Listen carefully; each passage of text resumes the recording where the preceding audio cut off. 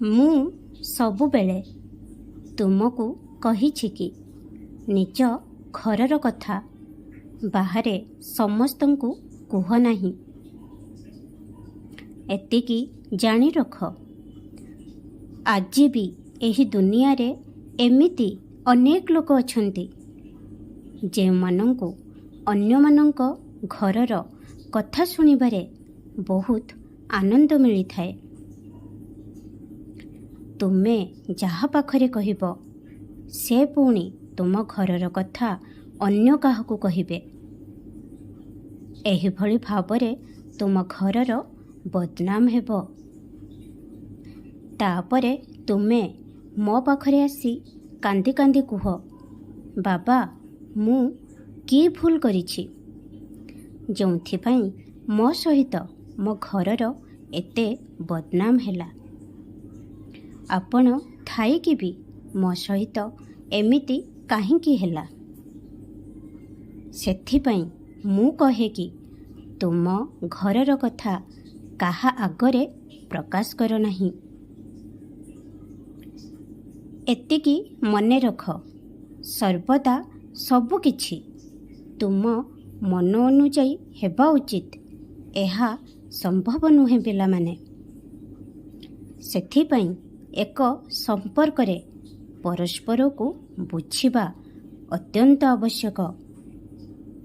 ତେଣୁ ନିଜ ସମ୍ପର୍କ ଏବଂ ଘରର ସମସ୍ୟା ବିଷୟରେ କାହାକୁ କୁହ ନାହିଁ।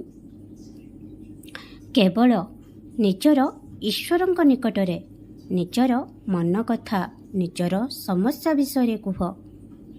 କେବଳ ସେ ହିଁ ତୁମକୁ ପ୍ରକୃତ ମାର୍ଗଦର୍ଶନ କରିବେ। ଆଜି ମୁଁ କହୁଛି, କେବଳ ଯେଉଁମାନେ ତୁମର ଅତି ନିକଟତର, ଯାହାକୁ ତୁମେ ଭଲ ଭାବେ ଜାଣିଛ, ଭଲ ଭାବରେ ବୁଝିଛ ମଧ୍ୟ, ତୁମେ ସେମାନଙ୍କ ସହିତ ତୁମ ହୃଦୟର କିଛି କଥା କହିବା ଉଚିତ। ନଚେତ୍ ସମସ୍ତଙ୍କୁ କହିବା ଜରୁରୀ ନୁହେଁ। ମୋର ଏହି କଥାକୁ ଧ୍ୟାନରେ ଶୁଣ ଏବଂ ସର୍ବଦା ମନେ ରଖ, ତୁମକୁ ଲାଭ ହେବ। ତୁମେ ଯେତେ ଅଧିକ ମୋ ନାମ ଜପ କରିବ ସେତେ ଅଧିକ ପୁଣ୍ୟ ଅର୍ଜନ କରିବ। ତୁମେ ଯେତେ ଥର ମୋ ଲୀଳାଗୁଡ଼ିକ ବର୍ଣ୍ଣନା କରିବ ସେତେଥର କେବଳ ତୁମେ ନୁହେଁ ବରଂ ଯେଉଁମାନେ ତୁମକୁ ଶୁଣୁଛନ୍ତି ସେମାନେ ମଧ୍ୟ ତୁମ କାରଣରୁ ସେମାନଙ୍କ ଜୀବନରେ ପୁଣ୍ୟ ଅର୍ଜନ କରିବେ, ଯାହା ପାଇଁ ତୁମକୁ ମଧ୍ୟ ବହୁତ ଆଶୀର୍ବାଦ ମିଳିବ। ସେଥିପାଇଁ ଯଦି ତୁମେ ତୁମର ଜୀବନରେ ନାମ ଜପ କରିବାର ଅଭ୍ୟାସ ଜାରି ରଖିବ ତେବେ ତୁମର ବହୁତ ସାରା କଷ୍ଟ ହ୍ରାସ ପାଇବ। ଖୁସିରେ ରୁହ।